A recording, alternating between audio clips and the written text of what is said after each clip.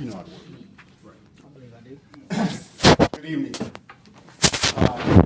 If you bear with me for 1 second, can everybody just stand up really quick? Just stand up really quick. And what I'd like you to do is to turn to someone. Turn to someone that you're standing next to, and I want you to articulate and announce and declare and decree these following 3 phrases.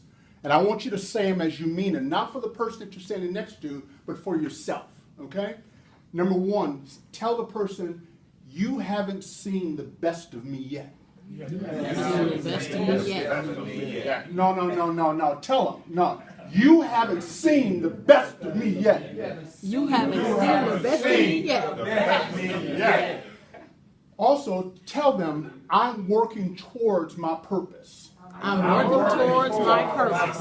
I'm working towards my purpose. I'm working towards my purpose. And lastly, tell them, I'm destined for greatness. I'm destined for greatness. It's in my DNA. It's in my DNA. Thank you. You can be seated. Give yourself a round of applause. Yeah, all right. How many of you believe that? Have to now. How many of you really believe that? How many of you don't think that you are going to be where you are in 5 years? You're going to be further along in life in 4 or 5 years. Is this the end for you? No. Is this it? No. You will be further, correct? Yes. I was about 11 or 12 when my mother said to me, Rodney, the worst thing you can do in your life is live your life and regret your life.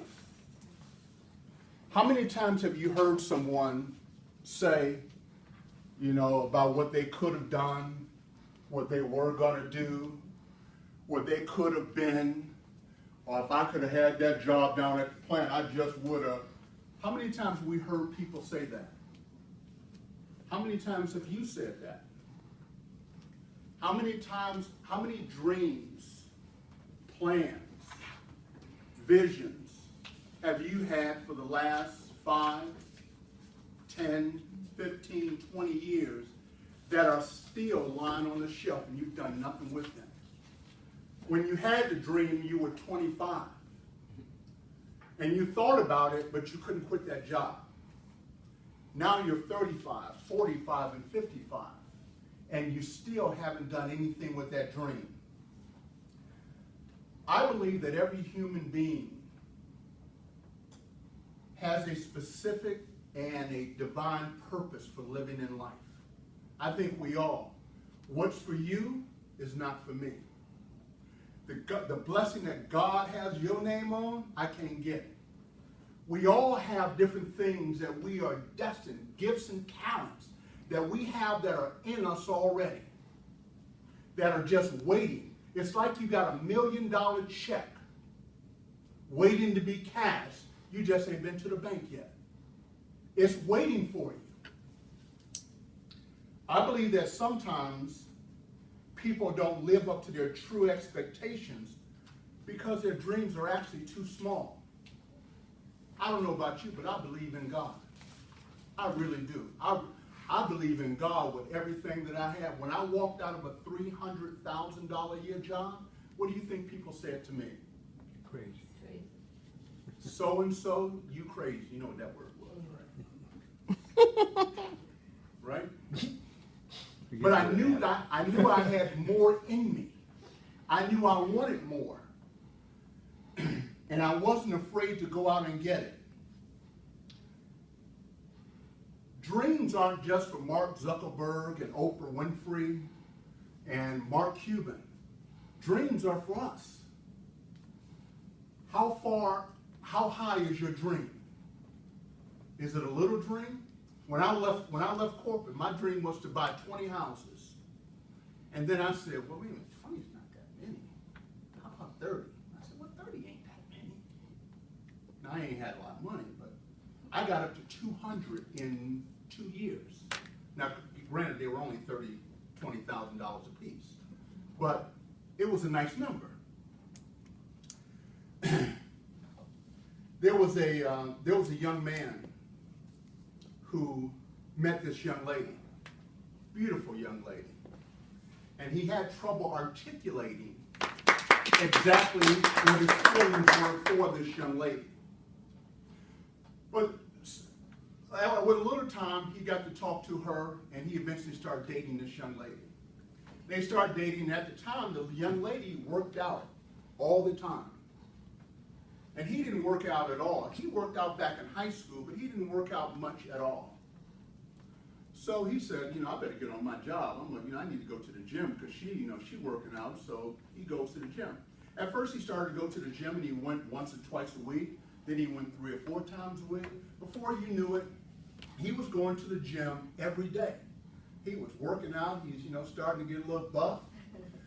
And one day he's at the gym, and he looks over in the corner, and he asked the trainer, he said, hey, what are those guys doing over there?